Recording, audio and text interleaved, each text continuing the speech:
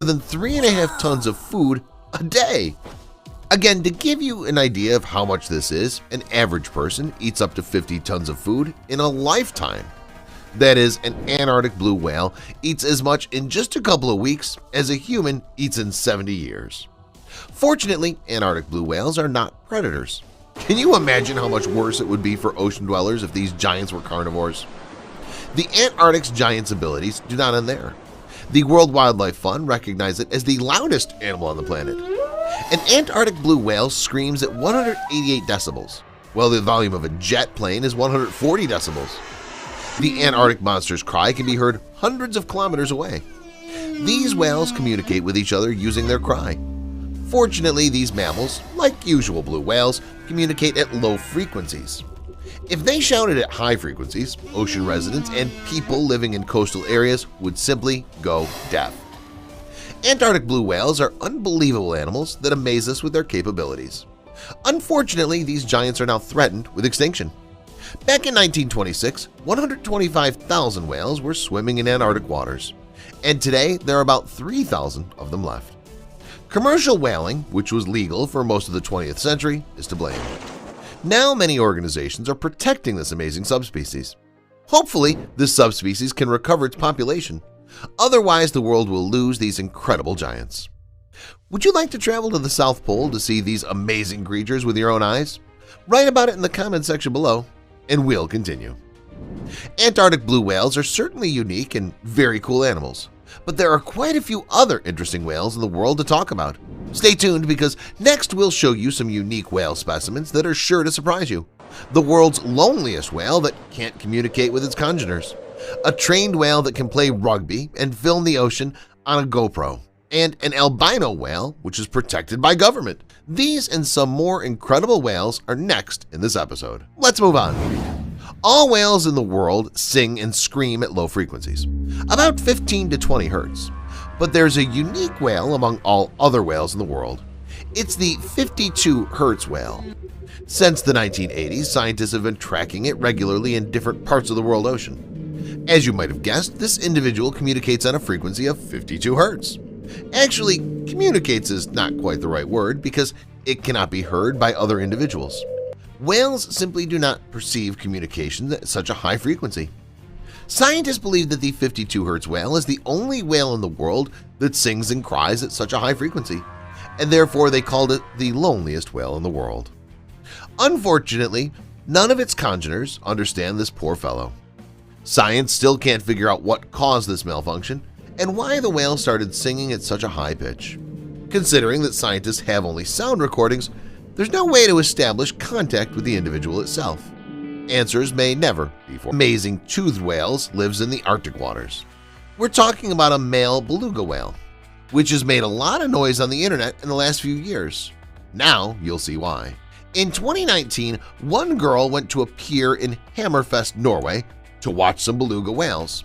She lay down on the pier and tried to reach for a toothy whale to pet it, but suddenly her iPhone fell out of her jacket pocket and into the water.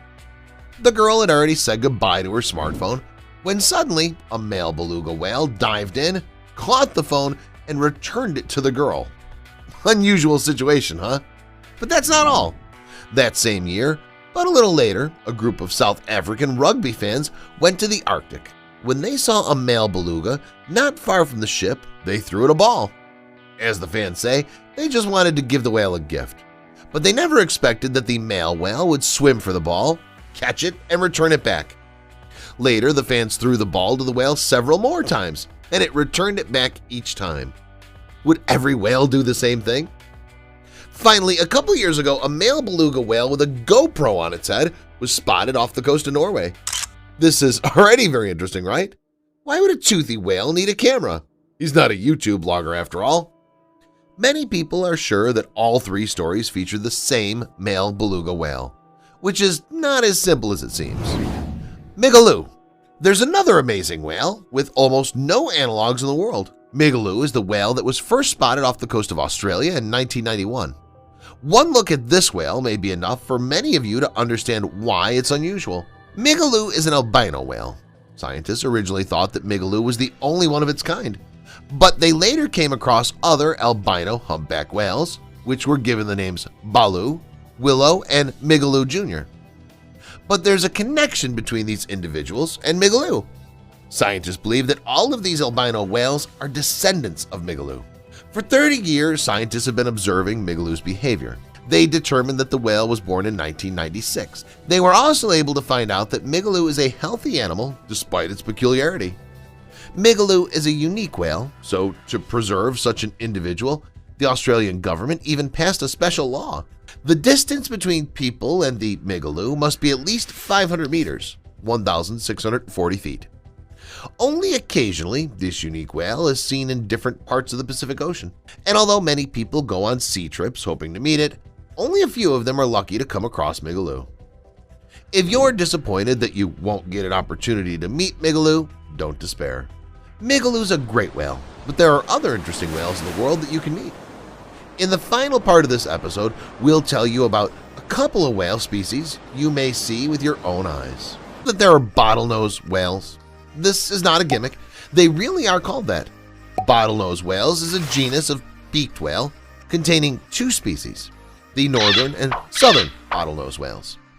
Southern bottlenose whales live in the waters of the South Pole, so we're not very interested in them because it's unlikely that many of you will get an opportunity to visit Antarctica. The Azores, on the other hand, do not seem to be such an inaccessible place because these islands can be visited. On a trip to these islands, you can go on an excursion tour of the northern bottlenose whales. This species is much better studied than its southern congener. Northern bottlenose whales live in waters of the northern hemisphere. It can even be found in the Mediterranean Sea, and occasionally in the White Sea and the Baltic Sea. This whale often comes ashore, so you can see these whales with your own eyes. Of course, they're not as big as blue whales, but a northern bottlenose whale is still a very interesting species. Sei whale. And finally, we have another interesting species. The sei whale is a baleen whale, the third largest rorqual after the blue whale and the fin whale. These animals, reaching up to 13 meters or 42 feet in length, are inhabited from the northern latitudes of the Atlantic and Pacific Oceans to the Antarctic. Sei whales, preferring waters with a temperature from 8 to 25 degrees Celsius or 46 to 77 degrees Fahrenheit. In Russian waters, it can be found near the Kuril Islands and in the Barents Sea. Sei whales keep in small groups not far from the shore, so if you find yourself in the right place, you will easily meet one of these amazing